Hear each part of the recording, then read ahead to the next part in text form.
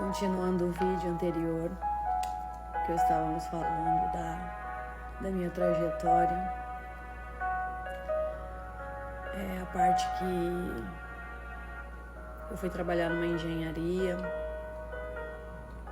Eu ia chorando, voltava chorando. Era uma tristeza, um sentimento de abandono, de solidão. E lá nessa engenharia eu fiquei por um ano mais ou menos. 6 meses que eu estava lá. Ainda sentia bastante. E um dia essa pessoa só me mandou uma mensagem. Depois de eu tentar várias ligações, nada. Vários contatos e nada. Essa pessoa me mandou uma mensagem falando que eu tinha 1 hora para falar tudo que eu tinha para falar.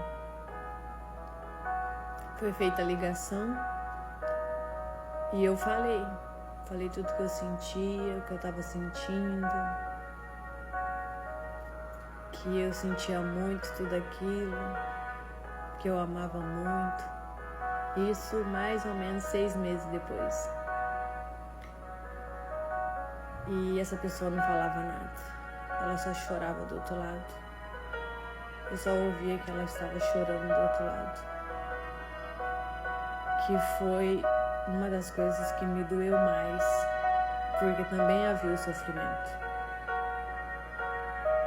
Só que o trauma, ele bloqueia a gente de sentir, de se comunicar, de falar o que a gente sente. E se passou poucos meses. Essa pessoa apareceu com uma outra pessoa num evento que era pra gente ir junto.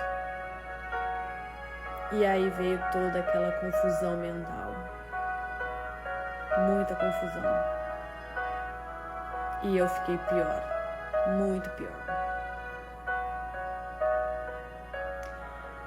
E eu não conversava com as pessoas, eu não queria me envolver com ninguém, eu não queria conversar com ninguém, eu só ia trabalhar, eu fazia o meu trabalho e eu vinha embora chorando e me trancava na minha kitnet e chorava.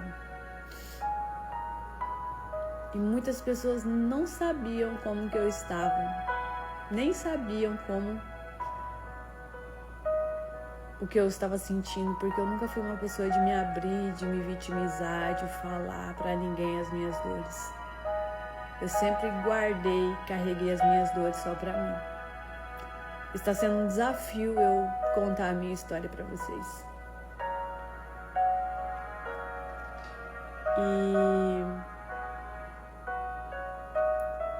logo apareceu um rapaz lá na empresa. Ele olhou pra mim a primeira vez e eu, com um olhar de desprezo, ele sentou na mesa ao lado e tentou puxar assunto. E eu não quis puxar assunto a não ser que fosse a trabalho. E ele olhou.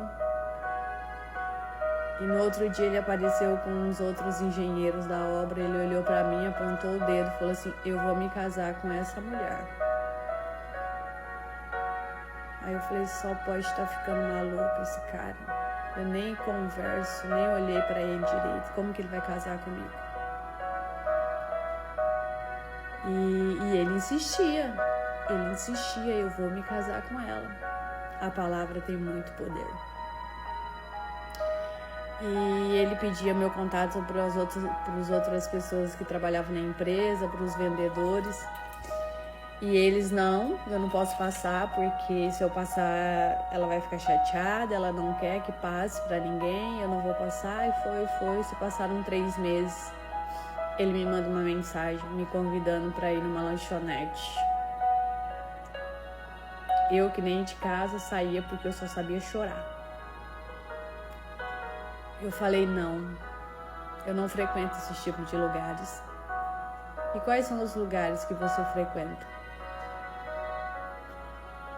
E eu nem estava indo na igreja mais.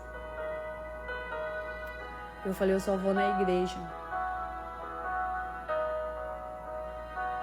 Qual igreja? Aí eu falei o nome da igreja que eu frequentava há um tempo atrás, porque muitas pessoas têm um pré-conceito dessa religião. Eu falei, quando eu falar, essa pessoa nem sequer vai nem querer nem olhar mais pra minha cara. Quando foi no domingo de manhã, minha mãe me chamou para ir na igreja.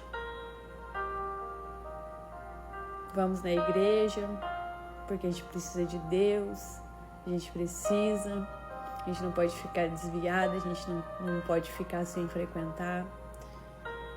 E nesse dia eu fui. Eu e meu pai estavam lá.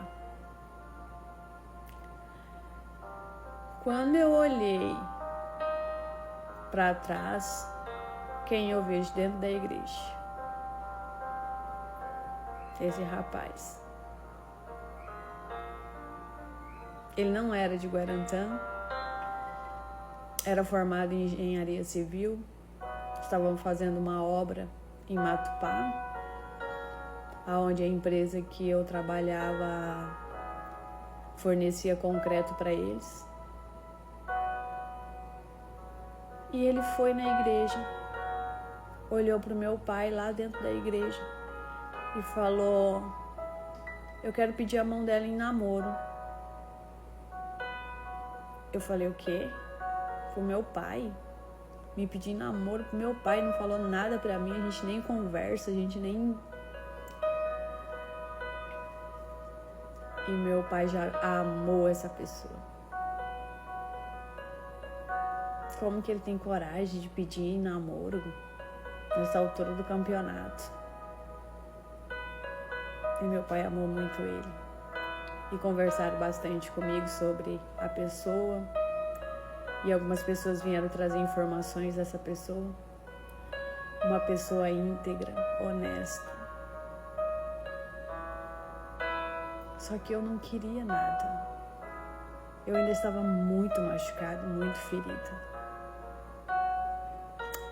E um dia essa pessoa me pediu pra gente conversar. Já tinha pedido eu em namoro pro meu pai. Eu falei, olha, eu moro em tal lugar. Se você quiser vir, a gente senta na calçada e a gente conversa. Como amigo, pode ser? E aí ele sentou, veio. Já estava em Guarantã, veio. Aí sentamos, ele me contou a história dele. Eu chorei do começo ao fim, que eu só sabia chorar. A história dele idêntica à minha.